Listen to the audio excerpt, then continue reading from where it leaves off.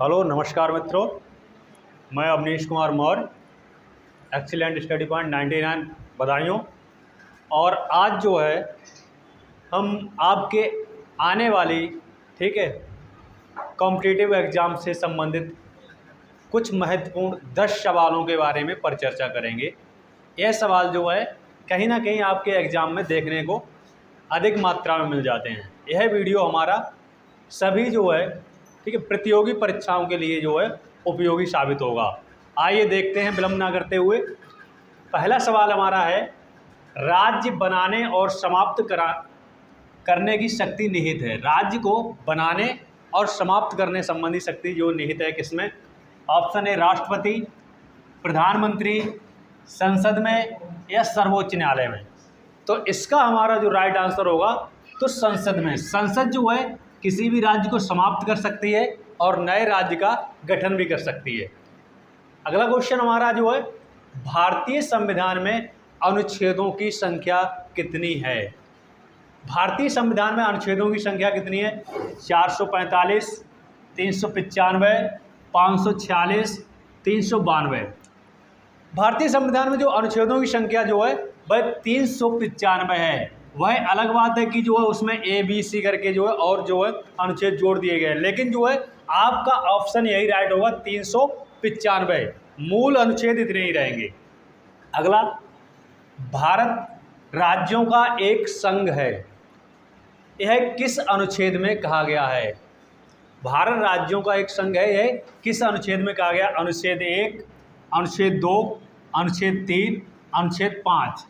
इसका हमारा right answer होगा भारत राज्यों का एक संघ होगा, अनुच्छेद 1 में कहा गया ऐसा। अगला सवाल हमारा जो है, न्यायिक पुनर्विलोकन की शक्ति किस अनुच्छेद से संबंधित है? यानी न्यायिक पुनर्विलोकन से संबंधित शक्ति जो है किस अनुच्छेद में दी गई है? अनुच्छेद 14, अनुच्छेद 13, अनुच्छेद 21, अनुच्छेद 23। तो इसका हमारा जो राइट आंसर जो होगा वह होगा अनुच्छेद 13। अगला सवाल हमारा जो है, भारतीय संविधान में समानता से संबंधित अनुच्छेद हैं। अनुच्छेद 14 से 18, अनुच्छेद 12 से 20, अनुच्छेद 18 से 22, अनुच्छेद 22 से 24। तो इसका हमारा राइट आंसर होगा वह जो है अनुच्छेद 14 से 18 जो है समानता से संबंधित है। अगला सवाल हमारा होगा, और ये बहुत ज़्यादा पूछा जाता है और बहुत ही सरल सवाल है ये, अनुच्छेद 17 संबंधित है, किससे संबंधित है? तो धर्म से, अस्पृश्यता से, भ्रमण से या सभा करने से। तो इसका राइट आंसर होगा अस्पृश्यता से, यानी छुआछूत को दूर करने से संबंधित है।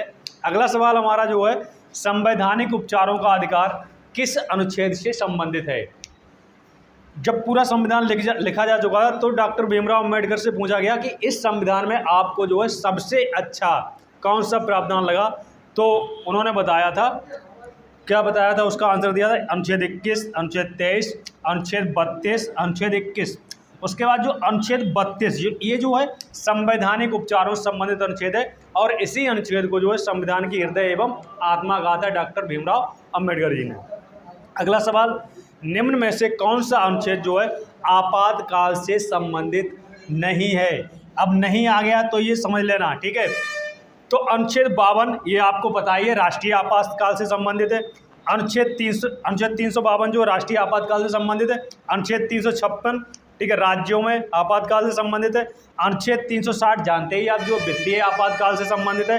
अनुच्छेद 370 ये हमारा सही नहीं है, यह जो जम्मू कश्मीर से संबंधित था, अब इसको भी क्या है, समाप्त कर दिया गया है।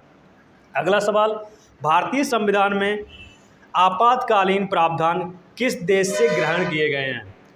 तो देखते हैं, अमेरिका से, रूस से, जापान से, जर्मनी से। इसका राइट आंसर होगा जर्मनी से जो है हमारे संविधान में जो आपातकालीन प्रावधान ग्रहण किए गए हैं, 352, 56, 60। उसके बाद जो है लास्ट क्वेश्चन हमारा जो होगा, शिक्षा से संबंधित अनुच्छेद है। अनुच्छेद 21, अनुच्छेद 21A, अनुच्छेद 23, अनुच्छेद 25। तो इसका राइट आंसर होगा अनुच्छेद 21A, शिक्षा संबंधी मूल अधिकार दिया गया है। अगर आपको हमारा वीडियो पसंद आया हो तो प्लीज़ हमारे चैनल को सब्सक्राइब, शेयर करें। और आगे जो है अभिषेक आर्या सर अब आपको कुछ जानकारी देंगे। हमारे सर ने बहुत अच्छी आपको जानकारी दी। मैं आपको कुछ अच्छी जानकारी दे देता हूँ, ज़्यादा बड़ी वीडियो नहीं होगी, 5-6 मिनट में कुछ चीज़ें अच्छी बताना चाह रहा हूँ आपको मैं। देखिए, यहाँ अगर मैं देखूं, यह बात की गई राज्य बनाने, अगर मैं बात करूं राज्यों के निर्माण से संबंधित, तो भारत के अंदर राज्यों के निर्माण से संबंधित अनुच्छेद होता है 3। अनुच्छेद कौन सा होता है? अनुच्छेद 3।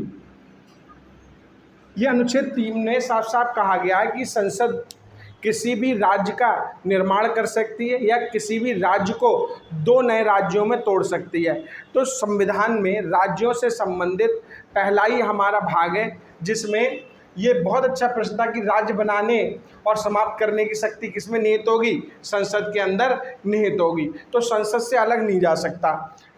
देखो, भारत को एक प्रश्न यहाँ पे ये भी आया, भारत राज्यों का संघ है। भारत राज्यों का संघ अनुच्छेद 1 में कहा गया है, अनुच्छेद भारत के संविधान का पहला अनुच्छेद ही है कि India is a federal union, या यूनियन ऑफ स्टेट बोलते हैं इसको, यूनियन ऑफ स्टेट बोलते हैं इसको। ऐसे समझ सकते हो आप, ये एक गोला है, ये गोला भारत है, और भारत के क्या है, ये मान लो यूपी हो गया, ये एमपी हो गया, ये एचपी हिमाचल प्रदेश हो गया, ये एमएच मान लो महाराष्ट्र हो गया।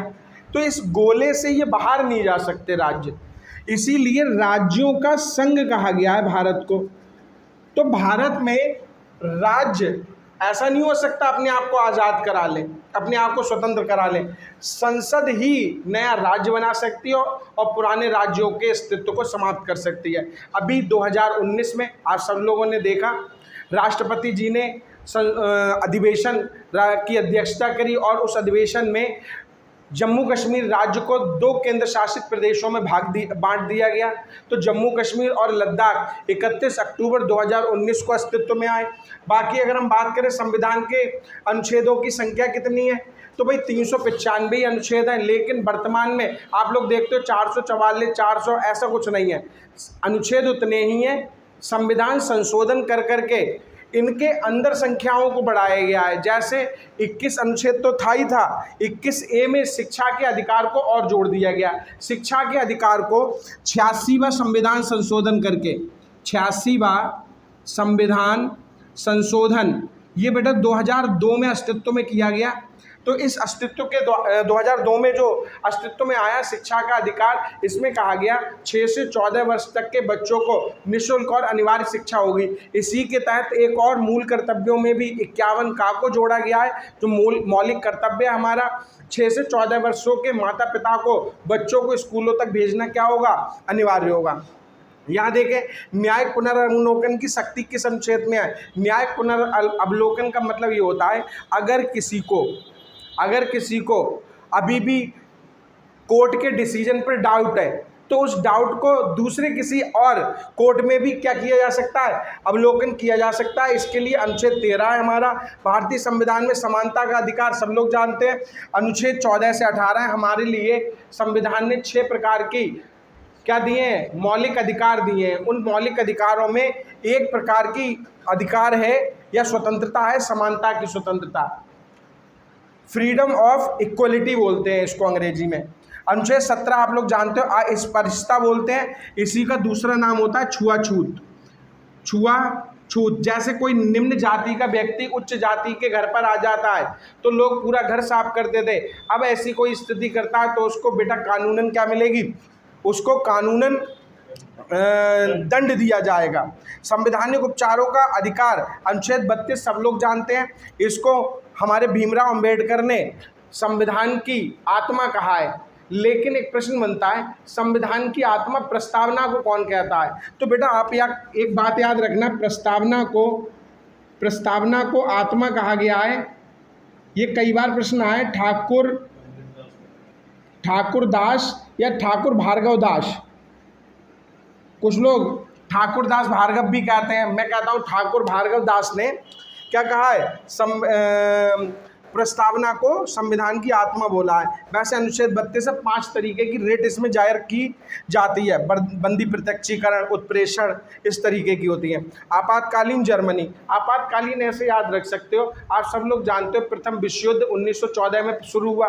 1914 में जर्मनी में ऑस्ट्रिया जिसकी राजधानी वियना है, के राजकुमार को जर्मनी में मार दिया गया था। और 1914 में जर्मनी ने प्रथम विश्व युद्ध की शुरुआत कर दी ऑस्ट्रिया और जर्मनी के बीच। इसीलिए जब 1945 में संयुक्त राष्ट्र संघ बना तो सभी देशों ने प्रथम और द्वितीय विश्व युद्ध के लिए जिम्मेदार ठहराया जर्मनी को। तो जर्मनी पर अन्य देशों ने या यूनाइटेड नेशन ने बहुत सारे आपातकाल घोषित कर दिए। उसके बावजूद भी वर्तमान में देखा जाए तो जर्मनी एक विकसित कंट्री है।